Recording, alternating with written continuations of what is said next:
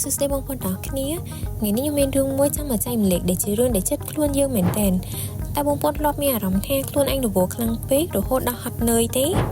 គ្រប់កម្មវិធីគ្រប់ការជួបជុំហាក់ដូចជាមានវត្តមានយើងសឹងតែគ្រប់ទាំងអស់មិត្តភ័ក្តិអញ្ជើញក៏ទៅអ្នកនេះបួលអ្នកនោះបួលក៏ទៅ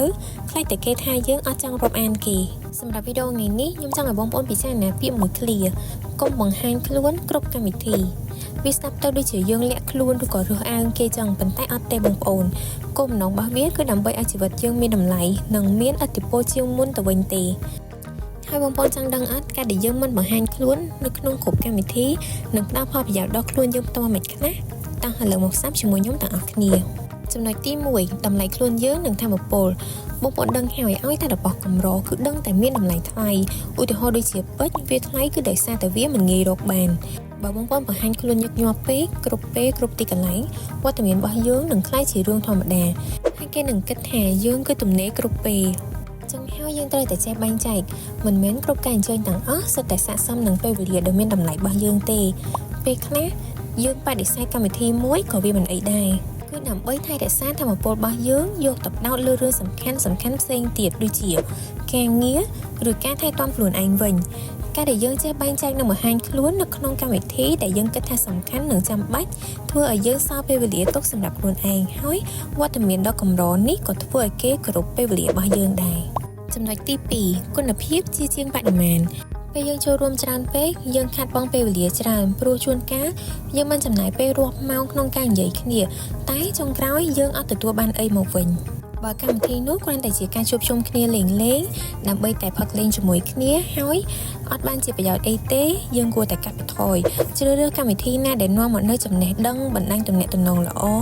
ដែលមានគុណភាពឬជាពេលសំខាន់សម្រាប់មនុស្សដែលយើងស្រឡាញ់ពិតប្រាកដប៉ុណ្ណោះចូលរួមតិចតែយើងទទួលបានមកវិញច្រើនចំណុចទី3មានពេលវេលាសម្រាប់ខ្លួនឯងចំណុចនឹងហើយដែលជាអត្ថប្រយោជន៍ដ៏ធំបំផុតដែលយើងទទួលបានគឺមានពេលវេលាសម្រាប់ការផ្ដោតលើខ្លួនឯងតើបងប្អូនបានចំណាយពេលប្រមាណក្នុងមួយខែដើម្បីរត់តាមការពេញចិត្តរបស់អ្នកដទៃខ្លាចគេខឹងខ្លាចគេអត់រាប់អានខ្លាចគេថាយើងប្លែកឥឡូវគឺដល់ពេលដែលយើងទៅយកពេលវេលាដែលយើងទៅចំណាយពេលចូលរួមគ្រប់កម្មវិធីទាំងអស់នោះមកធ្វើអ្វីដែលមានន័យសម្រាប់ខ្លួនឯងវិញម្ដងដូចជាយកពេលទៅរៀនជំនាញថ្មីអង្គុយអានសៀវភៅហាត់ប្រាណដើម្បីឲ្យយើងមានសុខភាពល្អនិងមានរាងស្អាតសម្រាប់នឹងគេងឲ្យបានគ្រប់គ្រាន់ពេលវេលាដែលយើងចំណាយសម្រាប់ខ្លួនឯងគឺយើងកំពុងតែវិនិយោគទៅលើអនាគតដ៏ល្អរបស់យើងបងប្អូនកុំខ្លាចគេថាយើងរើសអើងអញ្ចឹងចាប់ពីថ្ងៃនេះទៅបងប្អូនអាចហ៊ាននិយាយពាក្យថាទេចំពោះអ្វីដែលមិនមែនជាអាទិភាពរបស់យើងវត្តមានរបស់យើងគឺវាពិសេសដូចពេជ្រ